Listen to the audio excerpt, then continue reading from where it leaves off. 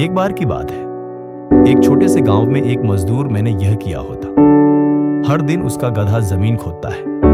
वे इसे अपनी पीठ पर लाद कर बेचते थे। एक दिन मिट्टी खोदना ऐसा करते समय श्रमिक से एक मूल्यवान वस्तु जमीन पर गिर गई। हीरा मिला, लेकिन उसे इसका मूल्य नहीं पता था, इसलिए उसने उसे अपने गधे के गले में बांध दिया। एक दिन गधे के साथ गांव में घूमना जाते समय एक अमीर व्यापारी जो एक छोटी सी जमीन का मालिक था, वह गधे की गर्दन पर किराने की दुकान चलाता था। उसने एक चमकीला पत्थर देखा। वह एक कार्यकर्ता है। उसने पूछा, क्या यह तुम्हारे गधे की गर्दन पर है? वह चमकती हुई चीज क्या है? मजदूर ने उत्तर दिया, यह बस एक चमकदार चट्टान है जिसे मैंने जमीन से खोदकर निकाला है। मुझे ऐसा करने का समय मिल गया। दुकानदार व्यापारी ने अपने गधे के गले से लटका हुआ पत्थर फेंक दिया। वह यह देखकर आश्चर्यचकित हुआ और बोला, यह पत्थर तो काफी बड़ा है, यह सुंदर लग रहा है।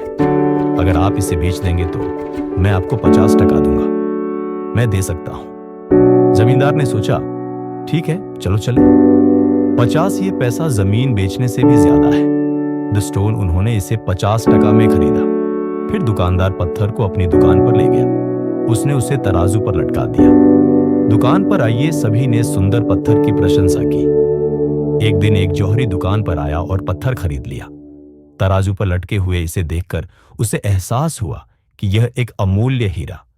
उसने व्यापारी से पूछा, यह क्या है और यह यहां क्यों लटका हुआ है? दुकानदार व्यापारी ने कहा, यह एक चमकदार पत्थर है जिसे मैंने इसे एक मजदूर से 50 टका में खरीदा था। जौहरी ने फिर पूछा, क्या तुम मुझे पत्थर बेचोगे? दुकानदार उन्होंने कहा, मैंने इसे एक गरीब जमींदार से 50 टका में खरीदा था। खरीदा? अगर तुम चाहो तो मैं तुम्हें 100 रुपये दे सकता हूं। जौहरी थोड़ा चतुर था। मैंने सोचा कि कीमत थोड़ी अधिक होगी। यदि आप इसे कम करेंगे तो लाभ अधिक होगा। उसने कहा, 80 रुपये। अगर आप इसे देंगे तो मैं इसे ले लूंगा। लेकिन दुकानदार भी समझ गया, ये पत्थर कुछ अलग है। उसने कहा, नहीं, 100 रुपये। मैं इसे कम नहीं करूंगा। जौहरी ने सोचा, मैं कल आकर इसे ले जाऊंगा। आज नहीं। उसने छोड़ दिया। उस शाम गांव का एक और अनुभवी स्वर्ण व्यापारी ये गुजर रहा था। उसकी कार खराब हो गया, इसलिए वह दुकानदार की दुकान पर आया और रुक गया। पत्थर को देखकर उसकी आंखें भर आईं। वह उसने दुकानदार से धीरे से पूछा, यह क्या आप पत्थर बेचेंगे? दुकानदार पहले है। उन्होंने कहा, मैं इसे आपको 100 टका में दे सकता हूं। अनुभवी सोना व्यापारी तुरंत 100 टके से हीरा खरीदा। अगले दिन पहला जौहरी वापस आया और उसने देखा कि हीरा नहीं। उसने व्यापारी से पूछा कि यह कौन सा पत्थर है, कहां गई? दुकानदार ने कहा, तुम जाओ।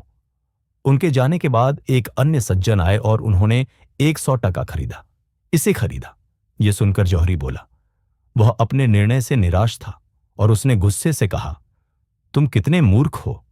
आपको पता है तुमने क्या बेचा? वह अमूल्य था हीरा। आप इसे 100 टका में बेचते हैं। आपने दे दिया।